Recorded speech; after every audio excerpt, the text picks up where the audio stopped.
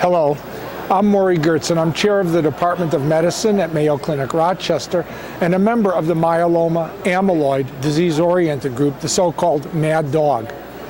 This is a remarkable ASH meeting. All of the abstracts haven't been fully presented, but already there are some major breakthroughs that are being reported.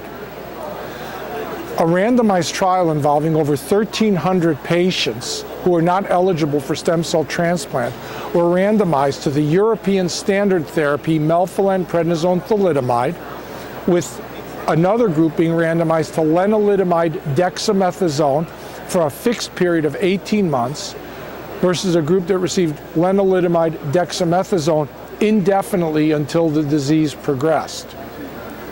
There are a number of important findings. First, relapse-free survival was highly superior in the patients that received lenalidomide dexamethasone continuously.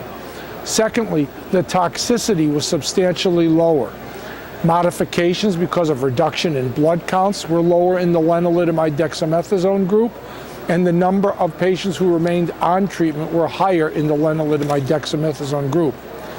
In my mind, this actually redefines the initial therapy for patients with multiple myeloma that are not candidates for stem cell transplant, that being the all-oral regimen, 2 medications, lenalidomide 3 weeks out of 4, dexamethasone 1 day a week.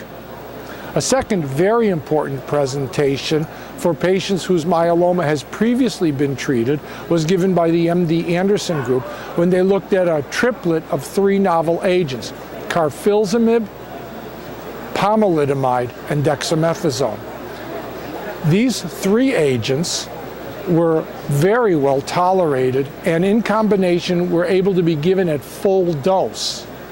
Moreover, the response rate was in the 70% range and was effective in patients who'd had prior lenalidomide. Therefore, there's strong hope that the combination of carfilzomib, pomalidomide, and dexamethasone will become a leading regimen for patients with previously treated myeloma, and it will be logical for that regimen to be moved forward and offered to patients with newly diagnosed disease. One very important abstract had to do with, should we be treating patients earlier in the course before they have established symptoms? The National Institute of Health's group, headed by Dr. Landgren, presented a group of patients who were not symptomatic but did have multiple myeloma and were felt to be at high risk of developing symptoms within 24 months.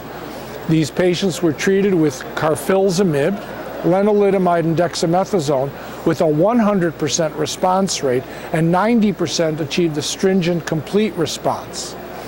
It's difficult to say whether this will become a standard of therapy since it's still unclear what subset of patients with multiple myeloma but lacking symptoms should be treated.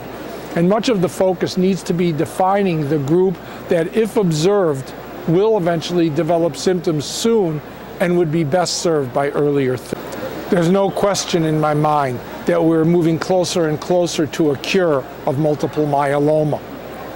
When I first undertook study in this disease, response rates were 50%, and survival was approximately 3 years.